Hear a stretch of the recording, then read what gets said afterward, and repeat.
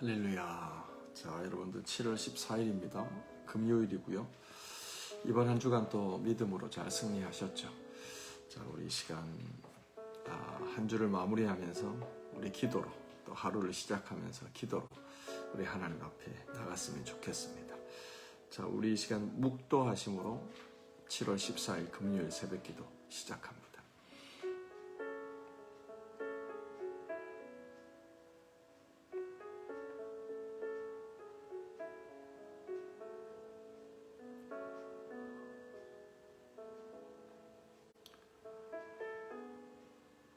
하나님 감사합니다. 하나님 이 시간도 하나님의 발 앞에 엎드려 주님 발 앞에 엎드려 주님의 말씀을 구하고 성령 하나님의 인도하심을 구합니다. 우리 인생이 육으로 말미암는 것이 아니라 보이는 대로 쫓아가는 삶이 아니라 성령 하나님의 인도하시는 대로 믿음의 눈을 뜨고 가는 인생길임을 고백합니다. 이 아침도 주의 진리의 말씀에 인도하심을 받고 성령 하나님께서 역사하심을 따라 내 하루를 시작하기 원합니다. 주님 이 시간 주님 발 앞에 엎드려 주님 얼굴 구하는 모든 자들에게 주의 성령을 한량없이 부어 주옵소서. 주의 뜻대로 살고자 하는 자들에게 길을 보이시고 부족한 자에게 후히 주시고 꾸짖지 아니하시는 하나님의 그 성품대로 하나님이 약속하신 주의 은혜를 부어 주옵소서. 예수님의 이름으로 기도합니다. 아멘, 아멘. 자, 오늘 하나님이 주시는 말씀은 사도행전 10장이죠. 10장 17절부터 33절입니다. 베드로가 본 바 환상이 무슨 뜻인지 속으로 의아해 하더니 마침 고넬료가 보낸 사람들이 시몬의 집을 찾아 문 밖에 서서 불러 묻되 베드로라 하는 시몬이 여기 유숙하느냐 하거늘 베드로가 그 환상에 대하여 생각할 때 성령께서 그에게 말씀하시되 두 사람이 너를 찾으니 일어나 내려가 의심하지 말고 함께 가라. 내가 그들을 보내었느니라 하시니 베드로가 내려가 그 사람들을 보고 이르되 내가 곧 너희가 찾는 사람인데 너희가 무슨 일로 왔느냐. 그들이 대답하되 백부장 고넬료는 의인이요 하나님을 경외하는 사람이라. 유대 온 족속이 칭찬하더니 그가 거룩한 천사의 지시를 받아 당신을 그 집으로 청하여 말을 들으려 하느니라 한데 베드로가 불러들여 유숙하게 하니라. 이튿날 일어나 그들과 함께 갈새 욥바에서 온 어떤 형제들도 함께 가니라. 이튿날 가이사랴에 들어가니 고넬료가 그의 친척과 가까운 친구들을 모아 기다리더니 마침 베드로가 들어올 때 고넬료가 맞아 발 앞에 엎드려 절하니 베드로가 일으켜 이르되 일어서라. 나도 사람이라 하고 더불어 말하며 들어가 여러 사람이 모인 것을 보고 이르되 유대인으로서 이방인과 교제하며 가까이 하는 것이 위법인 줄을 너희도 알거니와 하나님께서 내게 지시하사 아무도 속되다 하거나 깨끗하지 않다 하지 말라 하시기로 부름을 사양하지 아니하고 왔노라. 묻노니 무슨 일로 나를 불렀느냐.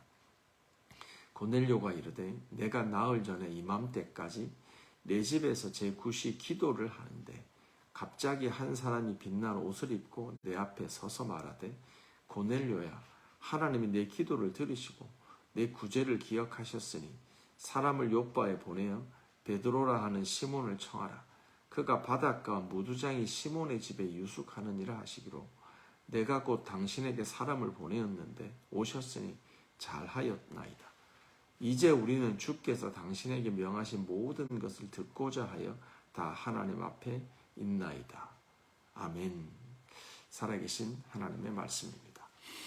자, 이제 이탈리아의 그 군대장 백부장인 그 고넬료가 이제 베드로가 욥바에 있다는 소식을 듣고 그를 초청하여 하나님의 복음을 듣는 그 내용이죠. 자, 우리 한 5분 정도 묵상하도록 합니다.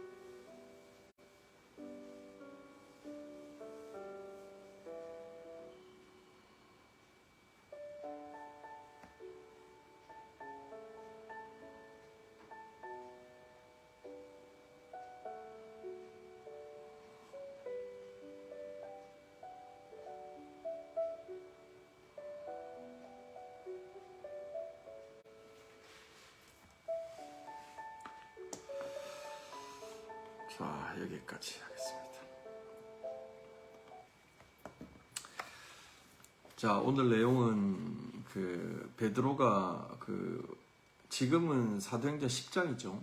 말씀드린 것처럼 사도행전 1장 8절부터 시작된 하나님의 꿈이 있죠. 하나님의 약속이 있죠.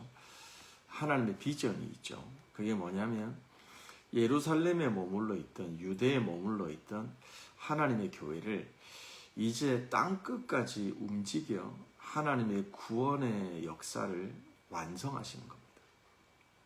그때나 지금이나 하나님의 소원은 땅끝으로 가 있는 겁니다. 우리들은 늘 우리가 익숙한 세틀되어 있는 유대와 예루살렘이라고 하는 안전지대를 머무르려고 하는 그런 어떤 삶의 안정을 추구하는 그런 바램들이 있지만 하나님은 늘 땅끝을 보고 계신 거예요. 주님의 시선은 늘 그렇다는 거죠. 그렇게 시작된 하나님의 소원은 예루살렘에서 한 번 전도하며 복음을 전할 때, 사도들이 전할 때 3,000명, 5,000명이 모여들어서 이제 예루살렘 교회는 기사와 표적으로 또 믿는 성도들, 또 믿고자 하는 성도들로 가득가득 채워져 갔죠. 그래서 예루살렘 교회는 부흥했습니다. 여기서 부흥이라고 하는 건 숫자적인 면에서 뿐만이 아니라 어떤 영적인 면에서 예수님을 믿고 예수님을 따르고자 하는 자들이 많아졌다는 뜻입니다. 그들이 다 진정한 그리스도인이었다라는 뜻은 아닙니다. 성령 하나님께서 구원의 역사를 시작하셔서 예수를 믿고 예수를 따르고자 하는 믿음의 사람들이 많아졌다 이 말이죠. 근데 말씀드린 것처럼 하나님의 목적은, 하나님의 시선은 늘 땅끝으로 가 있기 때문에 예루살렘을 보긴 하지만 늘 주님은 딴 데를 봅니다. 주님께서 가지시는 시선이 있는 거예요. 그것은 땅끝인 거예요. 그래서 예루살렘 교회가 점점 커져서 대형 교회가 되어가면서 그들은 해결할 많은 문제들이 생겨났죠. 그러나 그들은 하나님의 소원과 시선을 놓치기 시작했습니다. 그래서 성령 하나님께서는 8장의 스데반의 순교 사건을 통해서 직접적으로 성령 하나님께서는 예루살렘 교회의 사람들을 흩어 뿌리는 디아스포라의 하나님의 역사를 시작하신 겁니다. 그래서 이것이 모양으로는 보여지는 걸로 보면, 제가 이게 설교 때 가짜뉴스라고 얘기를 했죠. 객관적인 사실로 보면 핍박이에요. 스데반의 어떤 직접적인 설교가 이런 핍박을 촉발한 것 같지만 그게 아닙니다. 진짜 뉴스는 하나님께서 어떤 의도와 의중을 가지셨느냐라는 게 포커스잖아요. 하나님의 예루살렘 교회, 비대해진 시선이 예루살렘과 유대에 고착되어 있는 그 믿는 자들의 시선을 하나님께서 하나님의 시선으로 바꾸십니다. 그래서 땅끝으로 흩으시죠. 그래서 빌립이 흩어졌고 많은 믿는 자들이 흩어졌고요. 그리고 이제 그 순서가 바울을 지나서 또 바울은 또 고향으로 내려가 준비하고 있죠. 세컨드 라운드를. 이제 베드로를 통해서 성령 하나님께서 일하시는 내용이 나오는 겁니다. 여러분이 사도행전을 계속 묵상하시면서 이 시선을 놓치면 안 됩니다. 사도행전은 성령 행전입니다.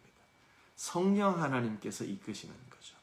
누구 개인, 어떤 캐릭터의 어떤 특정한 나라와 지역에 살고 있는 한 인물에 집중하는 것이 아니라 성령 하나님께서 누구의 삶을, 누가 되든, 바울이 되든 빌립이 되든 베드로가 되든 어떤 디아스포라의 사람이 되든 그 안에서 동일하게 역사하시는, 다른 사람들 중에 동일하게 역사하시는 성령 하나님의 역사를 보는 게 중요합니다. 오늘 본문은 이 이탈리아의 백부장이 이제 경건한 사람이죠.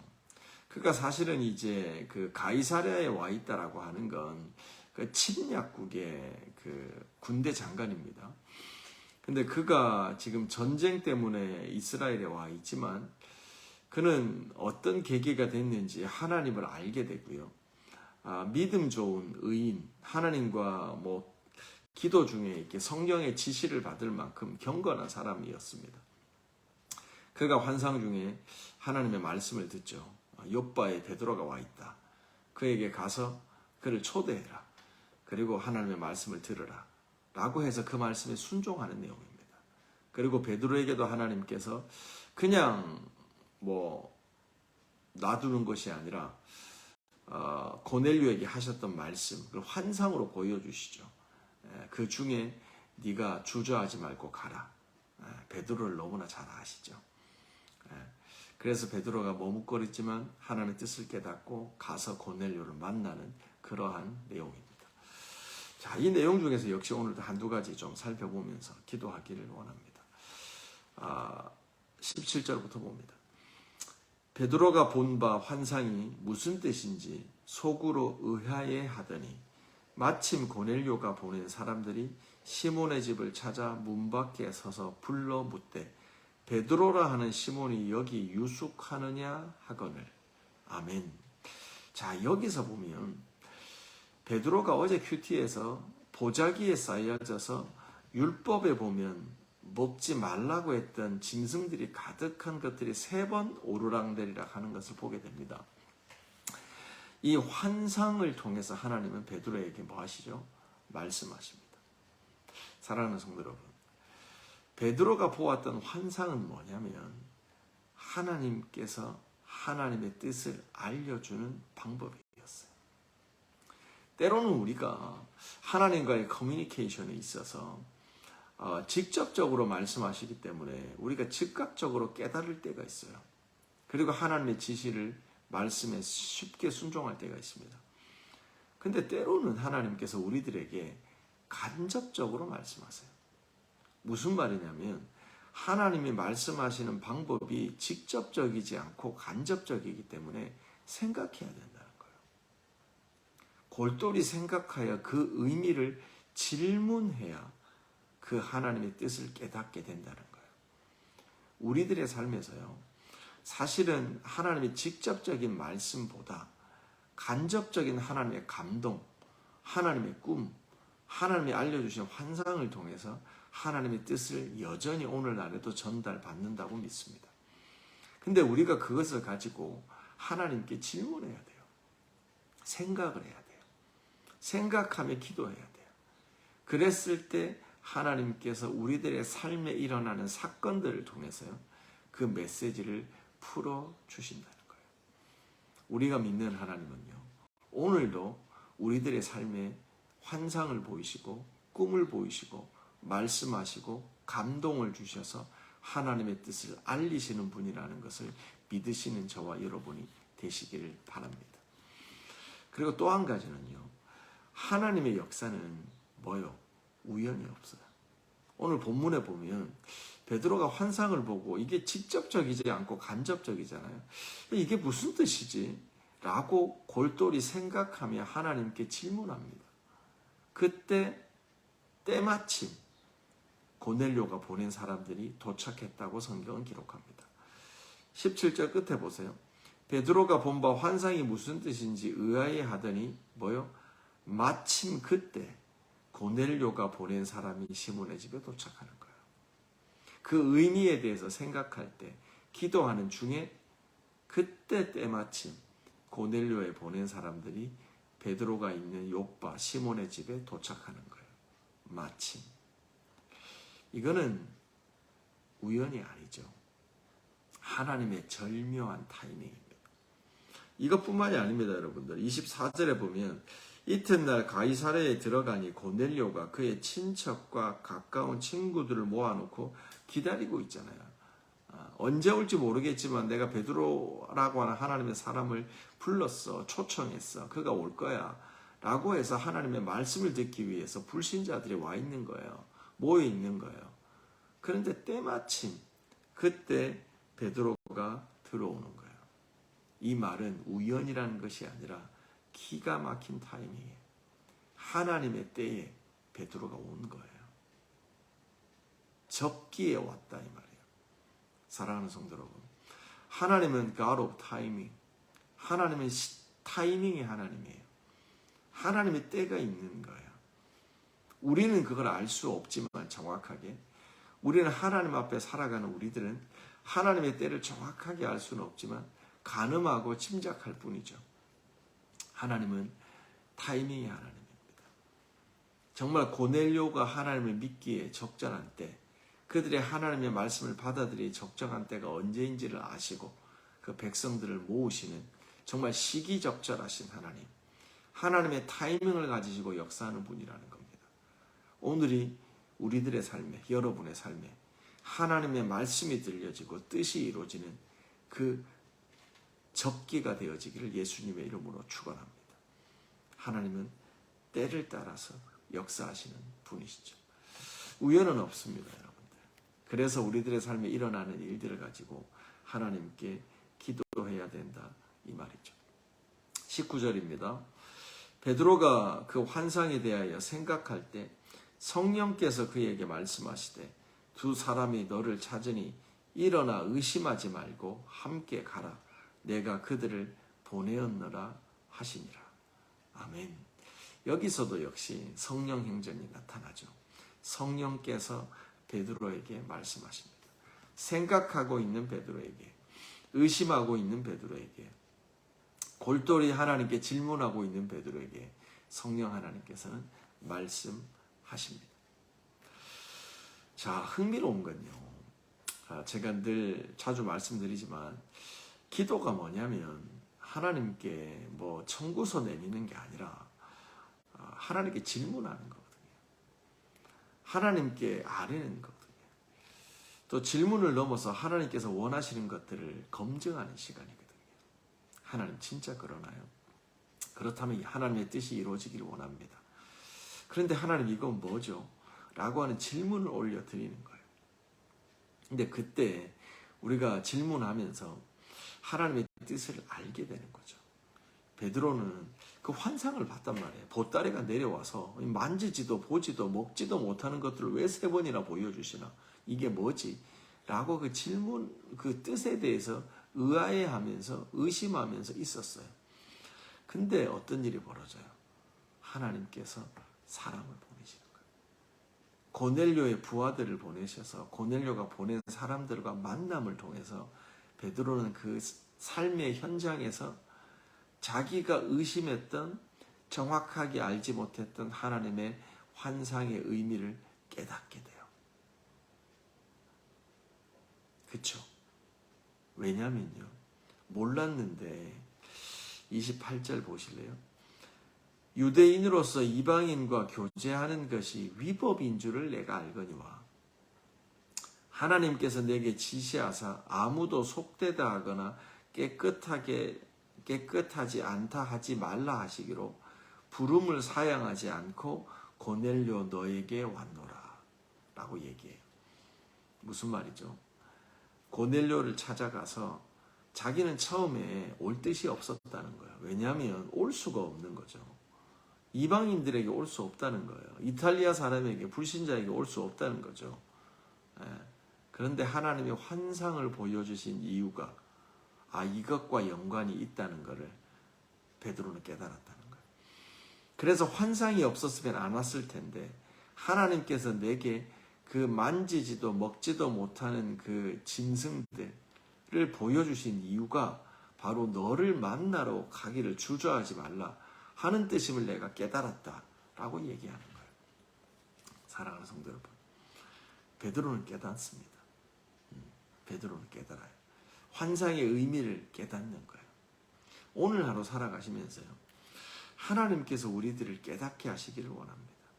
간접적으로 주신 말씀, 직접적으로 주신 말씀, 어떤 것이 됐든 특별히 간접적으로 주신 그 하나님의 말씀들, 보여주시고 알려주신, 듣게 하신 것들의 의미를 깨닫고 그것 앞에 순종하는 날이 되어지기를 바랍니다. 하나님은 알려주세요. 말씀해 주세요. 그리고 성령 하나님께서 우리 안에서 하나님의 일을 행하시기를 원한다, 이 말이죠. 아멘입니다. 자, 이렇게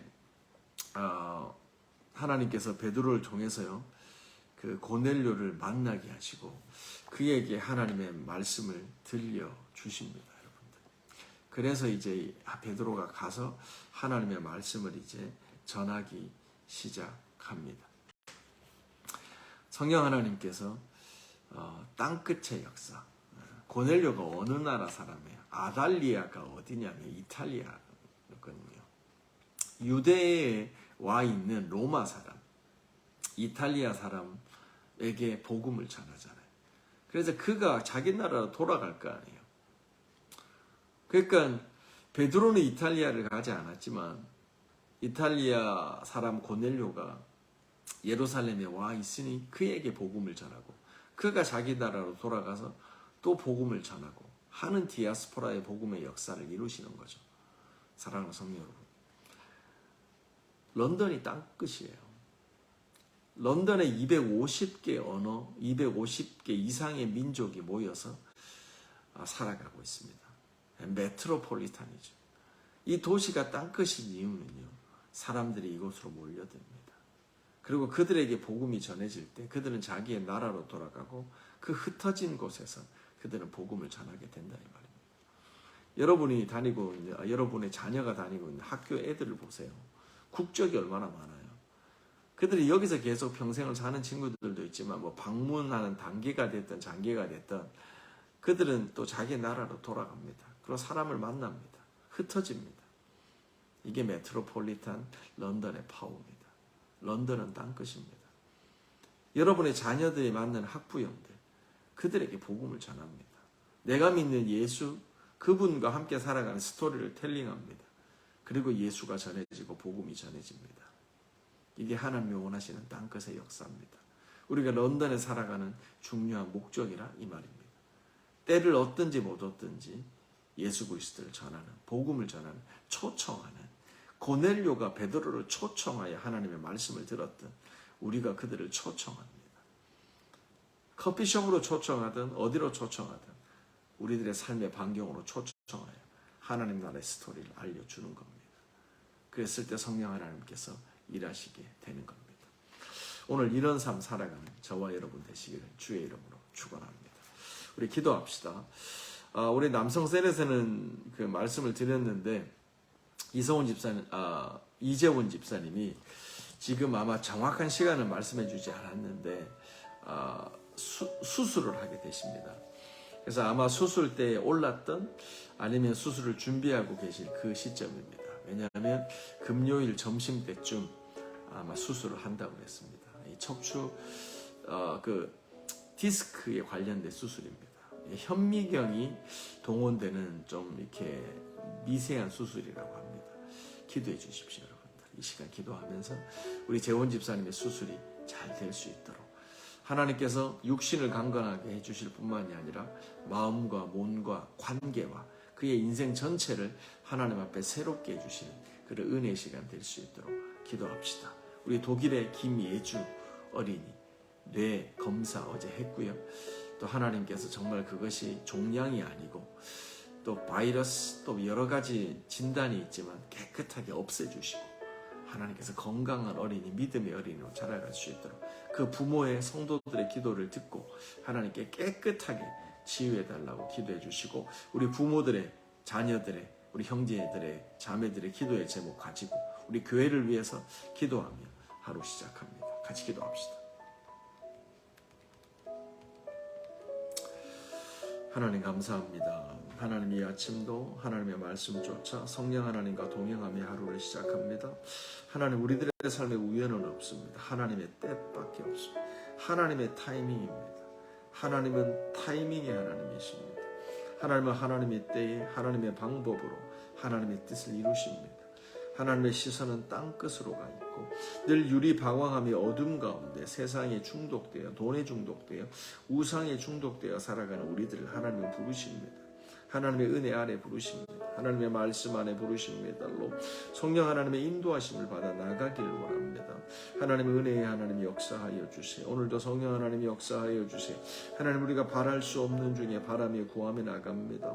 오늘도 우리들의 능력으로 할 수 없는 것들, 깨닫지 못하는 것들을 하나님의 환상으로 보여주시고 감동을 주시고 하나님 우리 가운데 말씀하여 주시는 좋으신 하나님이십니다. 주님, 오늘도 주님 앞에 질문하며 기도하며 간구하며 나갑니다. 나난도로보이엔데레 하나님 이루세요. 하나님 고쳐주세요. 우리 재원 집사님 주님 손에 올려드립니다. 하나님 강건케 하여 주세요. 하나님 육신 의사의 손을 붙잡아 주세요. 수술하는 진행되는 모든 일정 가운데 간섭하여 주십시오. 아버지 깨끗하게 치유되게 하여 주옵소서. 육신의 병뿐만이 아니라 아버지 마음과 관계와 그의 삶과 가정의 모든 것 주님 새롭게 하여 주옵소서. 아버지 그리스도 예수 안에 주신 은혜로 말미암아 새로워지게 하여 주시고 우리가 노력하여 단정하여 뛰는 우리들의 노력이 아니라 하나님의 은혜 가운데 성령의 능력 가운데 새로워지기를 원합니다. 아버지 간구하며 기도하며 나갑니다. 성령의 역사는 기도와 같이 갑니다.